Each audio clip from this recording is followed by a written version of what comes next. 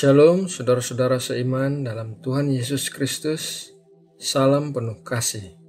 Semoga saudara semua berada dalam keadaan sehat dan baik-baik saja. Saudara terkasih, renungan kita kali ini akan berbicara tentang jangan mengalihkan panggilan Allah. Dan seperti biasa, kita akan memulai renungan ini dengan berdoa. Ya Tuhan Allah kami, Bapa yang penuh kasih, kami datang ke hadapan-Mu dengan penuh kerinduan, betapa kami ingin selalu bersekutu dengan-Mu dan mendengarkan suara-Mu. Suara yang senantiasa memimpin dan mengarahkan hidup kami dalam damai sejahtera. Berbicaralah ya Bapa lewat renungan ini dan Roh Kudus di dalam kami. Terangkan apa yang tidak kami mengerti, sehingga kami bisa mendapatkan berkat dan urapan yang baru saat ini. Dalam nama Tuhan Yesus Kristus kami berdoa dan mengucap syukur. Amin.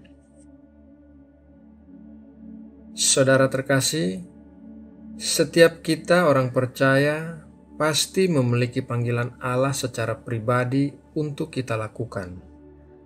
Panggilan Allah adalah hal-hal khusus yang Allah ingin kita lakukan lewat hidup kita.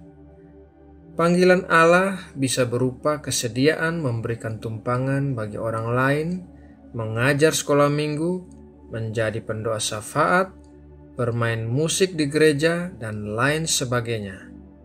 Setiap orang memiliki panggilannya masing-masing. Bahkan seorang istri pendeta pun memiliki panggilannya sendiri, terlepas dari identitasnya sebagai istri pendeta dan harus mendukung pelayanan suaminya. Apabila seorang istri pendeta berpikir bahwa pelayanannya hanyalah sebagai istri pendeta yang mendukung suaminya, maka ketika suaminya meninggal, ia akan kehilangan panggilannya. Rasul Paulus memberitahukan orang-orang bukan Yahudi bahwa bersamaan dengan penerimaan mereka akan Kristus datang panggilan Allah. Mari kita baca ayatnya dalam Efesus 1 ayat 18. Dan supaya ia menjadikan mata hatimu terang, agar kamu mengerti pengharapan apakah yang terkandung dalam panggilannya, betapa kayanya kemuliaan bagian yang ditentukannya bagi orang-orang kudus. Apapun asal-usul kebangsaan kita, talenta, jenis kelamin, status sosial, atau pernikahan kita, sekali kita menerima Kristus sebagai juru selamat pribadi kita, ada satu panggilan yang harus dijawab oleh kita masing-masing. Panggilan tersebut tentu saja disertai suatu pengurapan yang memampukan kita untuk menjalani panggilan kita. Ketika Tuhan memanggil kita untuk melakukan sesuatu, jangan pernah memberikan panggilan kita kepada orang lain, karena tidak ada satu orang pun yang dapat memenuhinya.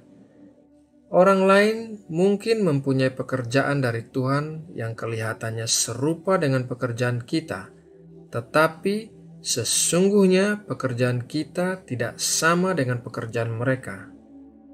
Kita adalah pribadi yang unik, tidak ada seorang pun di dalam sejarah yang persis seperti kita. Tidak ada orang lain yang memiliki kombinasi talenta, karunia, kepribadian, kedudukan dalam keluarga, latar belakang keluarga, dan panggilan yang sama besar dengan yang kita miliki.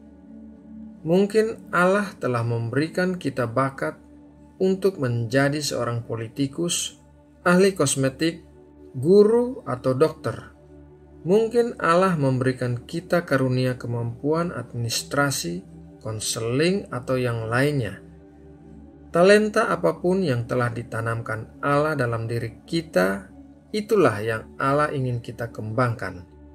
Tidak ada satupun orang lain yang dapat melakukan apa yang harus kita lakukan sesuai dengan panggilan pribadi yang dikaruniakan Allah kepada kita dalam cara yang persis sama dengan cara kita.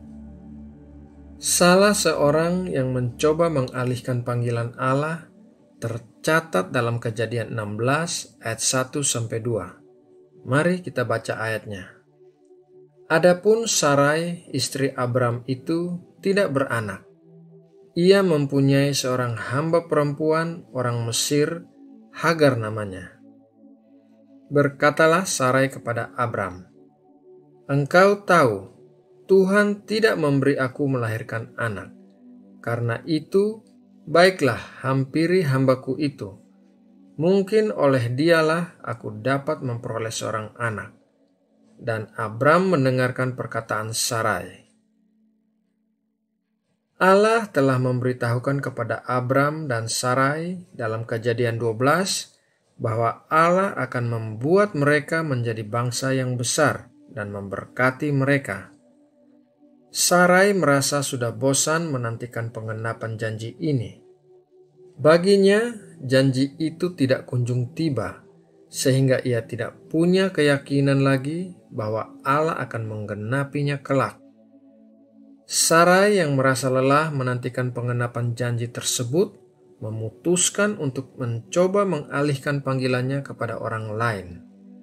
Ia melihat bahwa hambanya Hagar sepertinya akan dapat melaksanakan dengan baik tugas yang sebetulnya telah Allah karuniakan kepada dirinya di dalam panggilan pribadinya sebagai istri Abram.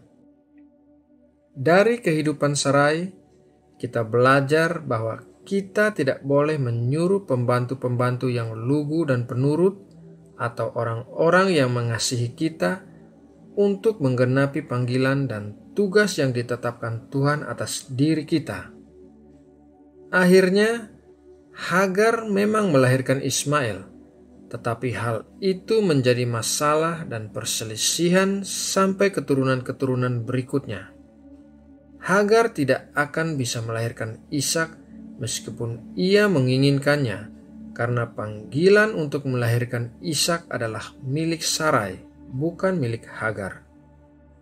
Saudara terkasih, tidak ada satu orang lain pun yang dapat melakukan apa yang telah ditugaskan Allah kepada kita melalui panggilannya.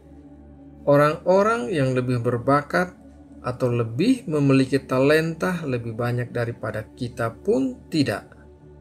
Hanya kitalah yang dapat melakukan panggilan Allah bagi kita. Nah, saudara yang terkasih, demikianlah renungan hari ini mengenai jangan mengalihkan panggilan Allah. Semoga dapat memberkati dan menguatkan kita semua. Mari kita berdoa untuk menutup renungan ini. Bapa kami yang ada di sorga, kami memuji dan memuliakan Engkau karena kebaikan-Mu dan kasih-Mu yang besar bagi kami. Tolong berikan kami hati yang mengerti panggilan-Mu bagi kami ya Bapa. Dan kami percaya ketika Engkau memanggil, Engkau pasti memperlengkapi kami dengan karunia-karunia dan keterampilan yang diperlukan.